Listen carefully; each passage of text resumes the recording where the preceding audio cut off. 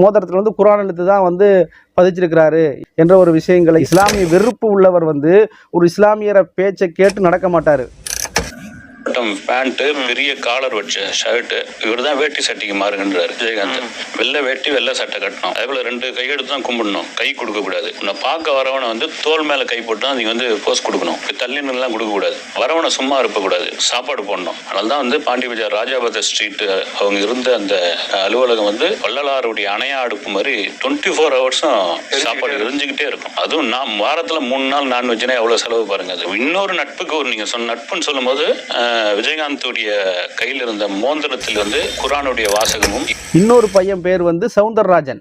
அந்த சவுந்தரராஜங்கிற பையனே பேட்டி கொடுக்குறாரு, என்னுடைய முன்னாள் பெயர் சவுக்கத் அலின்னு தான் பேர் வச்சிருக்கிறாரு. பாஜக, அதாவது பாஜகவோட கூட்டணி வச்சதும் ஒரு காரணம். விஜயகாந்த் இந்த அளவுக்கு தோல்வியை தழுவியதற்கு விஜயகாந்த் சினிமா துறைக்கு பல பேருக்கு உணவளிக்கிறார். அந்த போன்று உணவளிப்பதற்கும் காரணம் யாரு?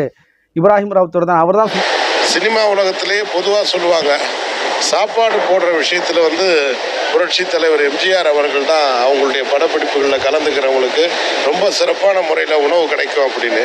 அதுக்கு அடுத்து ராவுத்தர் அவர்கள் தயாரித்த படங்களில் காலை உணவு முதல் இரவு உணவு வரைக்கும் ரொம்ப சிறப்பான உணவுகளை கொடுத்ததா திரைப்பட தொழிலாளர்கள் எல்லாருமே சொல்லுவாங்க.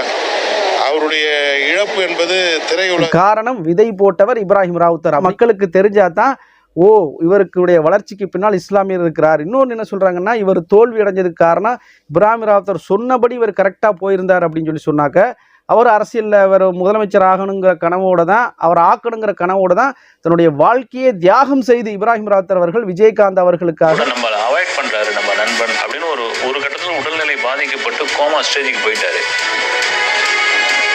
ஒருவேளை அரசியல் வாழ்க்கையிலயும் அவர் கூடவே இருந்திருந்தா விஜயகாந்த் நினைச்ச மாதிரி சிஎம் ஆகி இருப்பாரா? இன்னைக்கு சிஎம் நாற்காலியில் உட்கார்ந்து இருப்பாரு. வாசகமும் இவ அப்படி ஒரு நட்பு. இந்த நட்பு உடஞ்சிட போதுன்றதுக்காக தான் ராவுத்தர் கல்யாணம் பண்ணிக்கல. விஜயகாந்த் கல்யாணம் பண்ண பிறகு இந்த நட்பு உடையுது.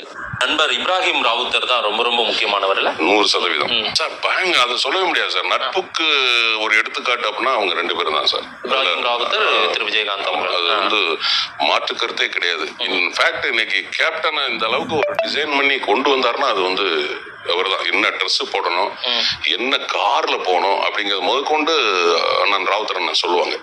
இந்த மாதிரி ஒயிட் அண்ட் ஒயிட் வேஷ்டி தான் போடணும். பிளஸ் ஒரு பெரிய ஹீரோ கேரியரே வந்து இவர் தான் காப்பாத்திருக்காரு. வந்து விஜயகாந்தே போன் பண்ணி ஏதாவது வேஷம் இருக்குமான்னு கேட்கற அளவுக்கு நிலைமை வந்துருச்சு. விஜயகாந்த் அரசியலுக்குள்ள வராருங்களா, அப்பவே ராவுத்தர் சொல்றாராம், தப்பான டிசைன் இது, தப்பா கைட் பண்றாங்க, இப்படி வரவே கூடாது அப்படின்னு. சுத்தி இருந்தாலும் கூட வந்து இவர் கடுப்புல சொல்றாரு, விஜயகாந்தோட வளர்ச்சி பிடிக்காம சொல்றாரு அப்படின்னு. ஆனா அவர் சொன்னதுதான் கடைசியில் நடந்தது. நண்பர்கிட்ட சொல்லணும், உடல் ரீதியான இதை விட மன ரீதியான சீக்காளியாக அவர் மாறுகிறார். அவர் வந்து யாருமே விஜயகாந்த் கிட்ட போகல அப்படின்னு போது ஒரு இப்ராஹிம் ராவுத்தர் அவர்கள் மிகப்பெரிய தமிழ் ப்ரொடியூசர்னு சொல்லலாம். திரு விஜயகாந்தை வச்சு நிறைய ஹிட் படங்களை கொடுத்தவர் அவர்.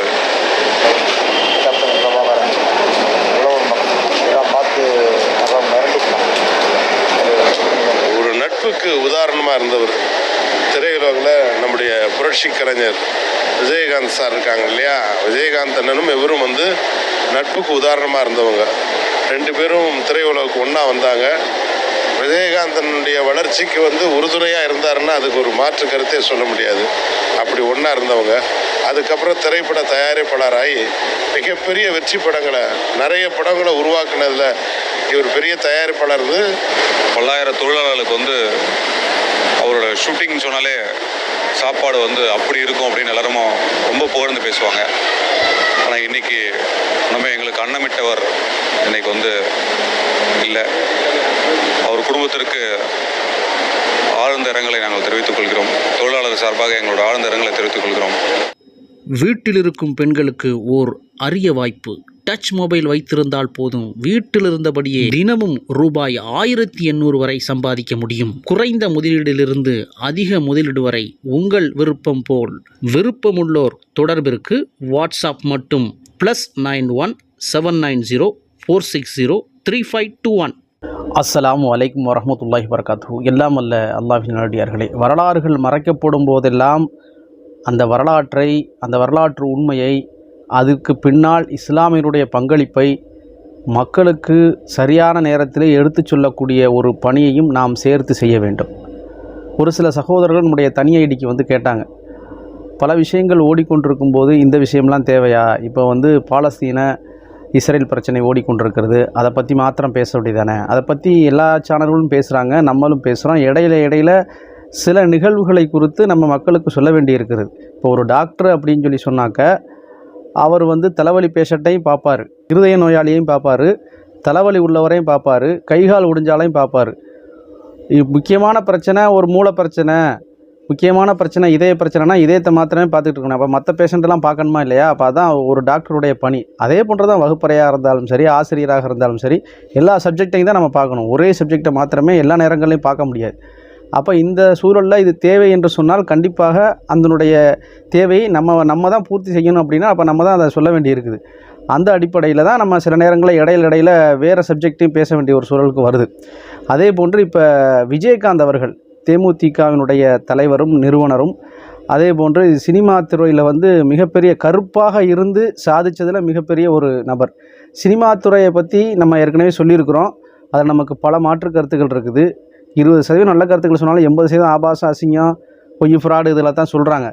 இருந்தாலும் அதையும் தாண்டி நம்ம அறமலைக்காட்சியில் ஒரு வீடியோ கூட போட்டோம், அதுக்குமே விமர்சனங்கள் வந்துச்சு.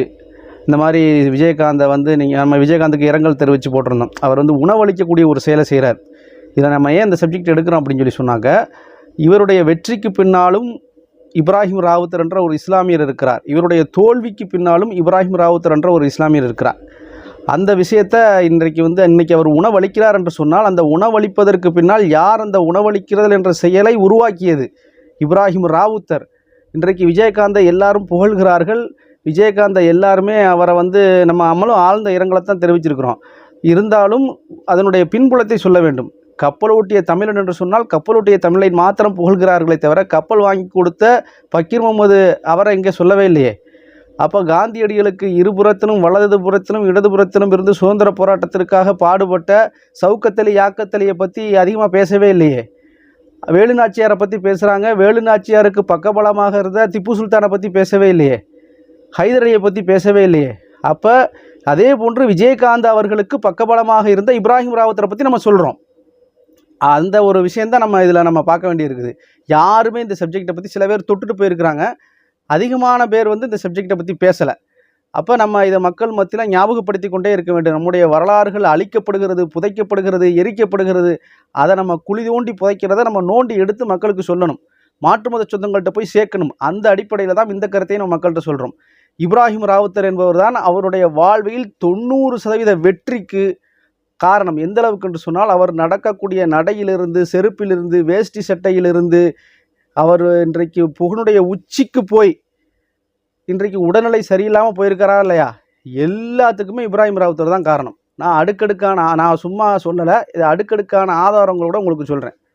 அவருடைய பேச்சை கேட்காதனுடைய விளைவு தான் அவர் இந்த நிலைமைக்கு சென்றார் என்று சொல்லி நம்ம சொல்லலை, அந்த திரைப்பட கலைஞர்கள் சொல்கிறார்கள், ஜேர்னலிஸ்ட்டு. அப்போ செய்யாறு பாலு அவர்கள் சினிமா ஜேர்னலிஸ்ட், அவங்க வந்து சொல்கிறாங்க இவருடைய வெற்றிக்கு வளர்ச்சிக்கு காரணம் இப்ராஹிம் ராவுத்தர் தான். இன்றைக்கு அவர் வந்து கேப்டனாக வலம் வருகிறார் என்று சொன்னால், இன்னைக்கு கேப்டன் அவருக்கு பட்டம் எப்படி கிடைச்சிருக்கு அப்படின்னா, அன்றைக்கு கேப்டன் பிரபாகரன் என்ற அந்த படத்தினுடைய வெளிப்பாடு தான் இன்றைக்கு வந்து கேப்டனுங்கிற பட்டம் விஜயகாந்துக்கு கிடச்சிருக்குது. ஒரே வருஷத்தில் 18 படம் நடித்து தோல்வி அடையாமல் வெற்றி அடைய செய்த ஒரு பெருமை வந்து விஜயகாந்துக்கு இருந்தாலும், அதில் நடித்தது தான் அவரை தவிர, அவரை செங்கலாக செதுக்கியது இப்ராஹிம் ராவுத்தர். அவர் வந்து இன்றைக்கு வந்து விஜயகாந்த் சில படங்களில் இந்த அளவுக்கு இப்ராஹிம் ராவுத்தரோட லிங்காக இருக்கிறவர் இஸ்லாமியர்களுக்கு எதிராக சில படங்கள் நடிச்சிருக்கிறாரா இல்லையானா நடிச்சிருக்கிறார். ஆனால் அது வெறுப்பின் வெளிப்பாடாக